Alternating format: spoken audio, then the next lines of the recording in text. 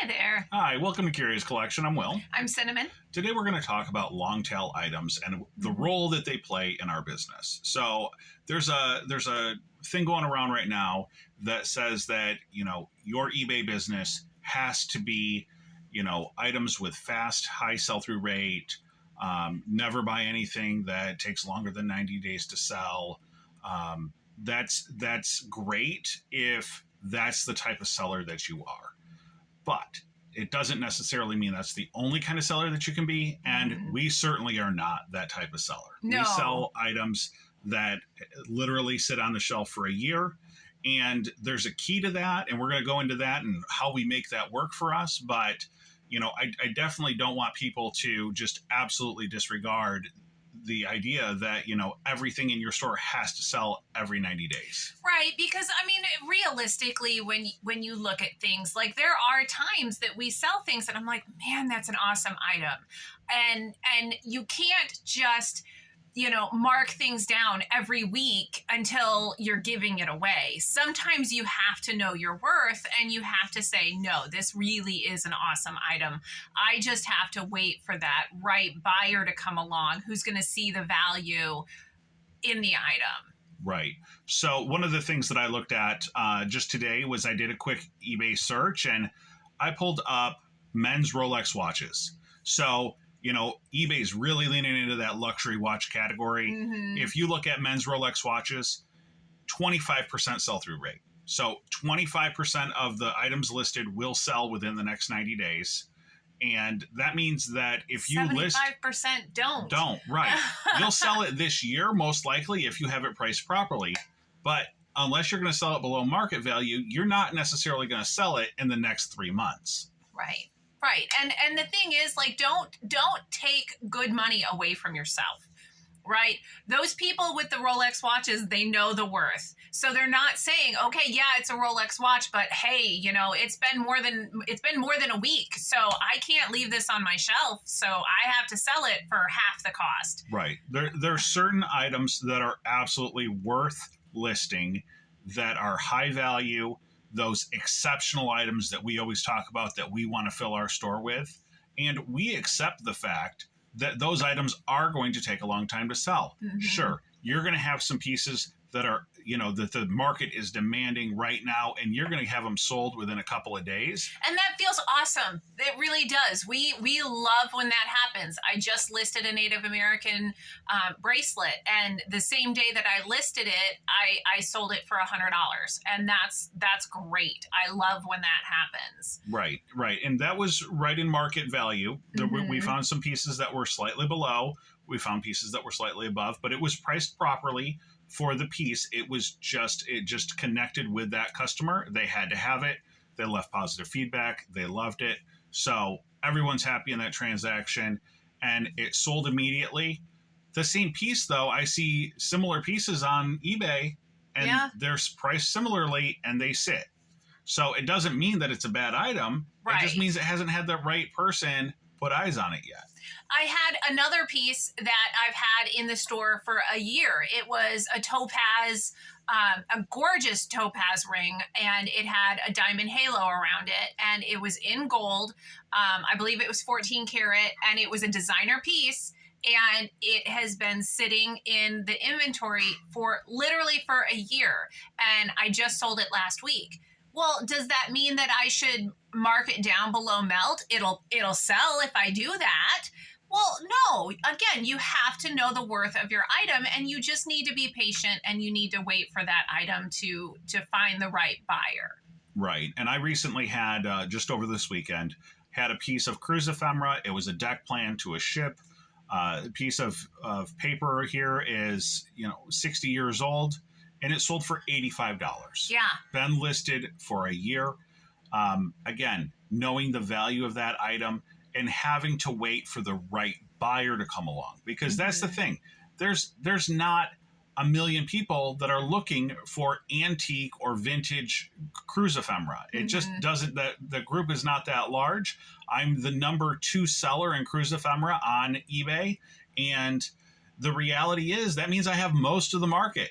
Right. And there's just not that many buyers. I see the same people coming back week to week, month after month, buying stuff as it gets listed, and it's that special piece that connects with a person, and they might even save up. They might know that I've got it, and they know that there's nobody else looking for it, so they're going to wait. Right, right.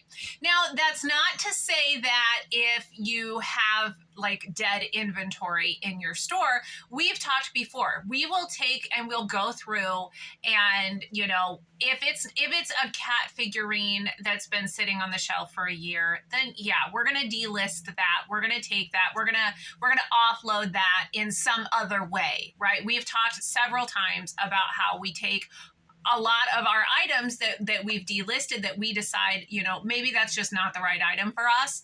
And we offload it at the local auction, or we've got some private buyers in the area, and you know, then we'll go and we'll see if they have interest in those items. You know, so it's not that you're just blindly putting everything up and just hoping against hope that it's going to work. You have to kind of have a discerning eye, and you have to say, okay, well, this was something that we bought in a lot, and we didn't even actually have interest in these cat figurines, so that's just not our jam anyway. So we're going to delist those. But when you're talking about something that's, you know, 100-year-old piece of paper, or, you know, a piece of jewelry that is from the 1940s that is really, really awesome, and you see it and you're like, no, I can't believe that hasn't sold. Just give it some time, give it some patience, you know, look at the item, make sure that it's in the right category, that it is really a true comp. Make sure that you look at it again from time to time to ensure that the market hasn't changed, or, you know, but again, you have to have a little bit of patience. So when we say look at it again, eBay has been very upfront with the fact that they consider anything that's on the platform more than 90 days to be considered a stale listing.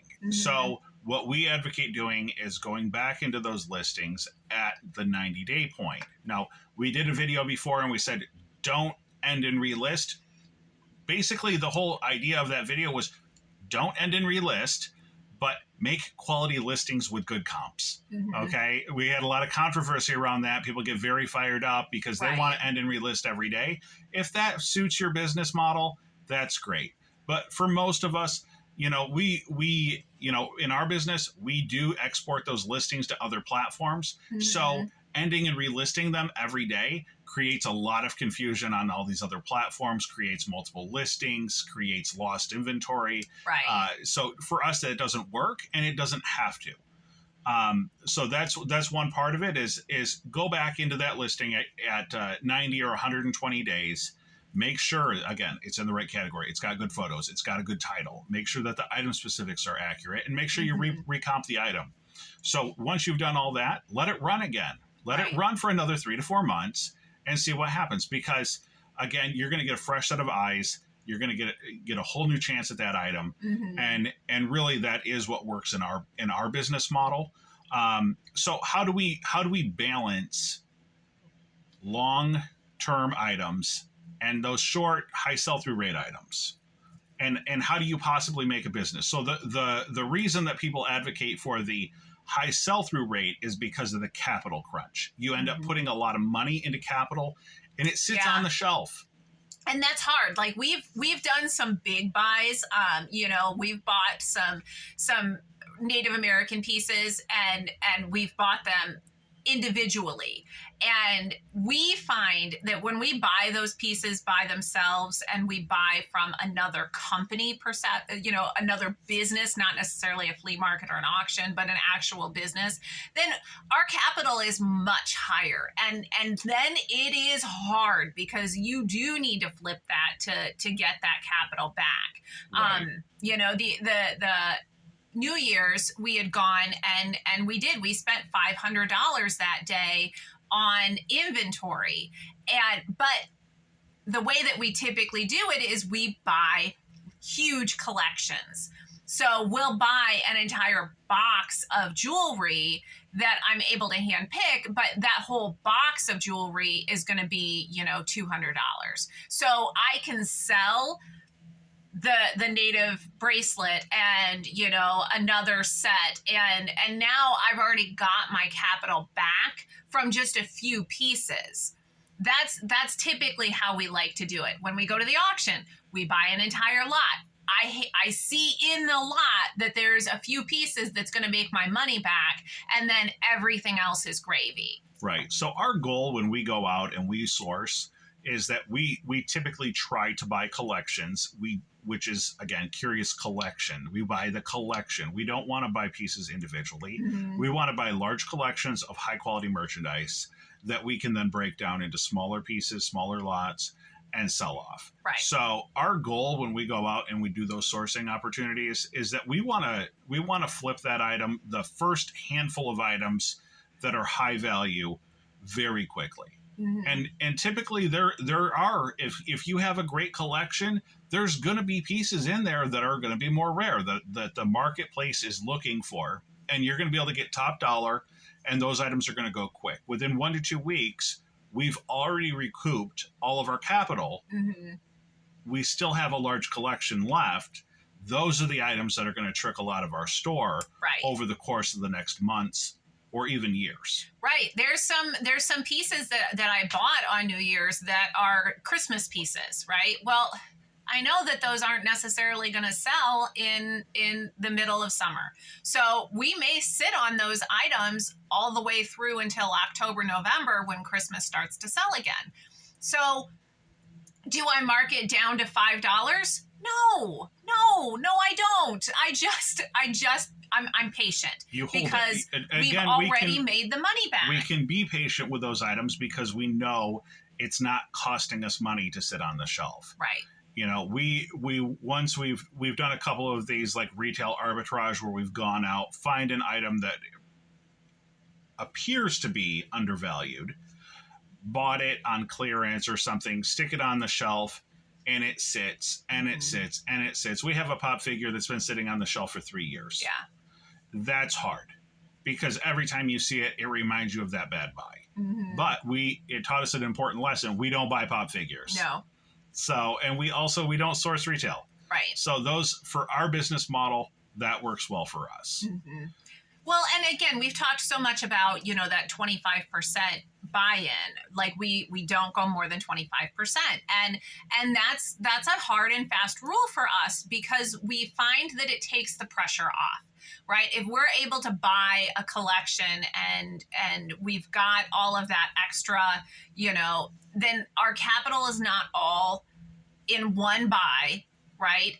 And then we don't get burned like that. You know, I feel like every time we've tried, and if that's your jam, like that's awesome. If you can make a go of that, we have tried. We have tried several times, and every time we try, for one thing, you're never able to get the capital at less than 25% when you're going and you're trying, you know, to get that retail arbitrage. At least we can't find them at those types of margins, and then they don't actually sell. Yeah, we're always late to the party on that. Right. You know, you'll hear a news story about, you know, somebody's, you know, buying formula and flipping it, and which again, we would never do. That anyway. gives the industry a bad name. But that's the type of stuff that, you know, I perceive being, you know, in that. Maybe it's not. Maybe I just have a bad perception. But so what actually prompted this video? Well, we told you guys back on January 1st that one of our goals is that we were going to use an automated accounting system that pulls the numbers from our bank, pulls the numbers from eBay, compiles it all for us, and then really reduces the amount of time that it takes us to do our numbers. So we get up to the date, you know, basically up to the minute reality of where our business is performing. And it's also tracking how long the item's been listed and the categories. So we absolutely love it. This is not a promoted video. We are not being compensated by the accounting software. So, you know, if you want to know, we've dropped it in the previous. We'll drop it in this one too if anybody asks. But it gives us the information that we're looking for, and that helps us to grow and improve our business. So, but it also tells us like it's okay to have some items that, you know, that don't sell within that first 30 to 60 days. Right. So to begin with, there's a plotted chart, and it breaks it down. So to begin with, in the first month, the first 0 to 30 days, we've had 61 sales so far this month. In the 31 to 60 day period, we've had 88 sales. So that tells us that, the majority of the stuff that we're selling in our business is selling in that 30 to 60 day range. So if you list something, immediate. Right. If you list something, it's not going to sell the same day. It's not going to sell that month. Yeah. Okay. Now we extend out to the 2 to 3 month period, the 61 to 90 days, 47 items. So we're still at a pretty strong rate right there. And then now, like eBay has told us that as the items mature beyond 90 days, and we do have listings that are extended beyond that period, then they decrease your visibility. Right. By 14% was one of the videos that we saw. Someone from eBay was saying that it would increase your sales by 14% if you redo those listings at 90 days. Right. So at the 90 to 120 month mark, we have 24 listings. So again, sales are still coming in. Yeah. We're selling 2 items a day based on it's middle of the month right now. So we're selling 2 items a day that are beyond 90 days. Right. Those are those stale items that we should mark down to nothing because you're not allowed to have them in your store. Right. And then we had 3 listings that are extended beyond the 120 days. So 120 days basically to a year. We had 3 sales, but there's a caveat there. Our average sale price for items in the 120 to 250 days is $37.66. Right. Whereas we've said our average sale price is $20. So we get twice as much from those long tail items because those are the ones that people have to really, really think about before they make that purchase. That's those fine rings, those gold rings that I sell, or, some of the big items that he sells in his ship stuff. So, again, like when you've got those really great items, sometimes you have to wait for the right buyer. Right. Absolutely. So what we actually see on the chart in front of us here is that, our sales, the initial sales, the items that sell very quickly are the lower value items for us. And then as time progresses, those higher value items come into play. So people are very quick to pick up lower value items that are posted immediately, whereas you might have to search a little bit harder to find people long term. Right. It's So we're hoping that this kind of helps you to have some patience in your store, and we certainly hope that you guys have some good luck. Right. So I think that just to recap, make sure that you're buying items, large lots, sell a few items very quickly. Don't be afraid to let the rest sit. Yep. All right. Thanks so much, guys. Like and subscribe. Thank you.